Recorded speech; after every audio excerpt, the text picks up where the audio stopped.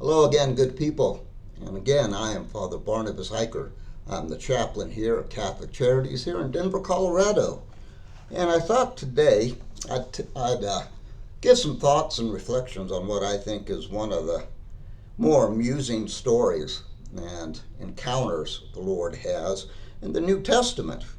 Indeed, the Lord tells a story of this Pharisee who thanks God that he is not like the rest of humanity. Greedy, dishonest, adulterous, and certainly not like the tax collector that the Lord was visiting and had seen.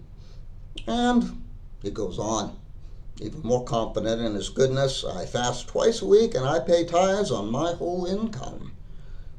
Now, if you picture this Pharisee, if you kind of picture this guy in your mind, what do you see? Well, you see a man full of pride, a man who looks down on others, and a man who judges everyone else. Never asks God to reveal to himself his own sinfulness because he doesn't believe he has any sinfulness within himself. So he can't see how prideful he really is. And he certainly can't see how little humility he has either. So the Pharisee fills God in on all the details of his holiness and how great and faithful he has been to the law of Moses and worshiping God and all the rest. Just in case God had missed something. So he fills God all in. What is he doing? He's exalting himself to God, telling God how good he is, instead of letting God decide how good he is and where he is lacking in holiness, although his pride and his lack of holiness was probably pretty well known to everyone else in his circles, as you could imagine. And let's contrast this. Let's contrast this man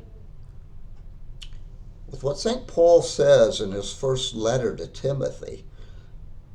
And at first glance, they seem to be, actually, kind of saying the same thing, but there's going to be some huge differences. In Paul's letter to Timothy, Paul's first letter to Timothy, Paul says, I have fought the good fight to the end. I have kept the faith. All there is to come now is the crown of righteousness reserved for me. Does that sound like this Pharisee? At first glance, maybe. Huge difference. Huge difference. First, while Paul is rightly confident in God's judgment, he leaves that judgment to God. A God Paul believes is both a merciful and a just God. Paul's writing this letter. He is in prison.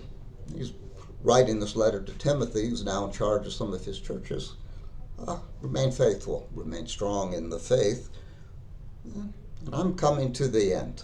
I'm coming to the end. Coming to the end of my journey. Paul, indeed, had been tried in Jerusalem, and he was found to have broken Jewish law. So he's now in Rome, awaiting for his case to be heard by the Roman emperor. What was Paul's life? Well, Paul's life was a life served in humility, and it was a life given over fully to loving and serving the Lord and to spreading the gospel. On his journeys, he brought everyone's attention to who? To the Lord. Never to himself. He always saw himself accountable to the Lord and to the church. That means I need to look at unlike that Pharisee, I need to watch my pride. I need to be humble. Let the church tell me if I'm gotten off track. Not something you see in that Pharisee for sure. Indeed, St. Paul is, however, as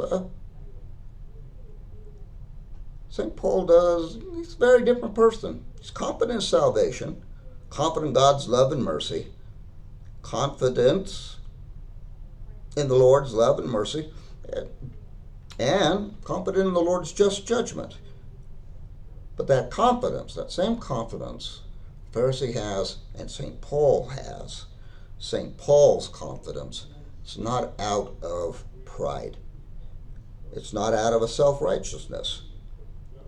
He's saying this because he answered, and he knows that he has answered the Lord's call. That's where Paul's confidence is coming from. I have answered the Lord's call. I have served the Lord, and I have not served myself. What was the Pharisee doing? Serving himself. And all of that is coming out of pride. Well, pride, but St. Paul can be confident in his salvation, not out of pride, but out of his realization he'd answered the Lord's call. He'd served the Lord and not himself. Paul was in prison, as he was many times when he wrote to the slave owner Philemon. I do not claim that I have already arrived.